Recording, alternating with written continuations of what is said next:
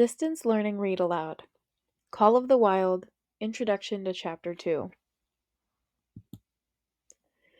Buck was Judge Wheeler's favorite pet dog. He had just been fed and was lying at his master's feet in front of a blazing fire. How was Buck to know that his easy life in California was about to come to a sudden and violent end? Right away, I want to start off by asking, why do you think our author would start this book off with this question? It is only the second sentence into this book, and we're already knowing that Buck's life is going to change drastically, and it is going to be violent. Take a few moments, pause the video, and think about why the author would include this at the beginning of the book.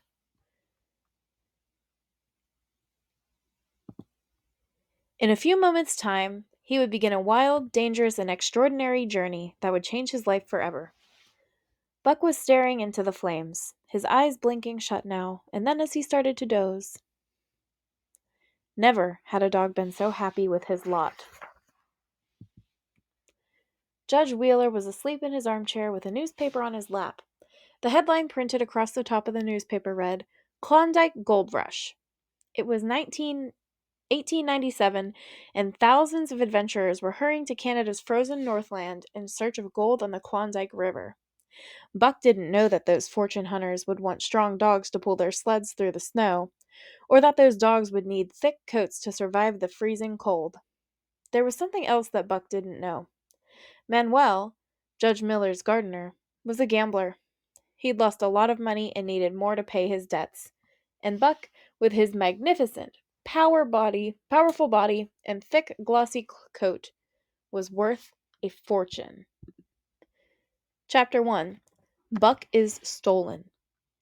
Judge Wheeler was still asleep when the gardener, Manuel, crept into the room. Buck opened a lazy eye and saw the gardener beckoning to him. Buck trusted Manuel. The gardener often took him out at night for a walk. With one last look at the glowing fire, the judge's inseparable companion got up, wagged his tail, and followed Manuel out of the room. Manuel put a rope around Buck's neck and led him out of the house. No one saw them leave the house, and no one saw them arrive soon after at the small flag station. A man was waiting for them in the shadows. Manuel whispered to the man for a moment and then handed Buck over. In return, the man gave the gardener a thick roll of money. "He's a bargain," said the man.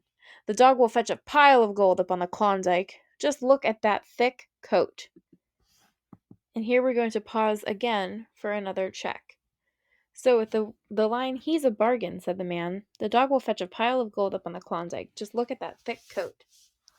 Where do you think they're taking Buck? And why?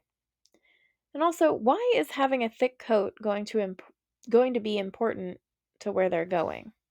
Take a few moments and think about it. Buck didn't understand what was going on. When the loose end of his rope was handed to the stranger, he growled. Buck's growl was only a warning. He had the strength of his father, a huge St. Bernard dog, and the pride of his mother, a Scottish Shepherd dog. So strangers usually paid attention to Buck's growls. This man did not.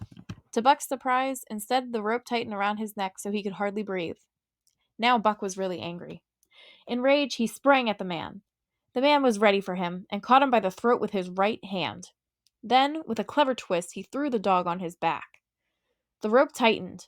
Buck struggled in a fury, his tongue lolling out of his mouth, his great chest panting desperately for air. Never had he been treated so cruelly. Never in his life had he been so angry. Unable to breathe, Buck fell unconscious. He did not hear the train streaming into the station with a squeal of brakes and a shower of sparks, nor did he hear the baggage car door open before he was thrown in. Buck's next memory was of waking up and being jolted around in some kind of vehicle. The terrifying shriek of the train whistling at a road crossing finally told him where he was. He had often traveled on the railroad with Judge, and he knew that he was in a baggage car. He was not alone. Manuel was nowhere to be seen, but the man who had paid the money was sitting close by. Buck's eyes opened wide, and into them came a fury of a kidnapped king. He leapt at his captor. The man grabbed the rope around Buck's neck, but the dog was too quick for him.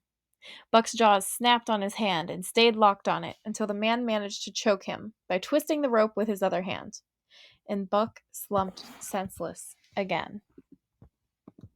Chapter 2. The Lesson of the Club. Buck's journey on the train lasted several days. During that time, he often thought of his kind master. Sometimes he would wake up in the middle of the night and imagine he saw the judge coming towards him with a plate of hot food. Buck was given nothing to eat or drink. He did not mind the hunger so much, but the lack of water caused him great suffering. His eyes were bloodshot, and he had become a raging fiend. Buck was so changed that even the judge might not have recognized him. Buck's destination was Seattle, which was at the end of the line. He was put into a wooden cage and carried by 4 men into a yard, which was surrounded by a high wall. A stout man, wearing a red sweater, was waiting for him. Buck realized that this man was to be his next tormentor. He hurled himself savagely against the bars of the cage. "You're not going to try to tame him now, are you?" asked one of the men. "Sure," said the man in the red sweater as he opened the cage door. The 4 men who had carried in Buck's crate scattered and perched themselves on top of the wall, where they could watch in safety. "Now, you red-eyed devil," said the man, picking up a heavy wooden club. Buck's coat was bristling with anger. His mouth was foaming, and there was mad glitter in his bloodshot eyes. He launched his huge weight straight at the man in a fury of pent-up anger. In mid-air, just as his jaws were about to close on the man, he received a shock that checked his body and brought his teeth together with an agonizing clip. He rolled over, slamming into the ground on his back. He had never been struck by a club in his life and did not understand what had happened. With a wild howl, he struggled to his feet and launched himself into the air again. Again the shock came, and he was brought crushingly to the ground. This time, he was aware that it was the club. But he was so mad he could not stop. A dozen times he charged, and as often, the club broke the charge and smashed him down. Buck slowly got to his feet. His beautiful coat was covered in blood. For the last time, he rushed. The man in the red sweater coolly gave him a terrible blow on the nose. Buck sank to the ground as a red mist fell across his eyes. "That fellow is no fool when it comes to breaking dogs," cried one of the men on the wall. "That kind of thing is not for me," said another. He knew a thing or two about dog training, and he had never seen a dog broken so cruelly. And here's where we come to our check number 3. With that last sentence, he knew a thing or two about dog training, and he had never seen a dog broken so cruelly. In this context, what does dog broken mean? And what do you think is going to happen to Buck in chapter 3?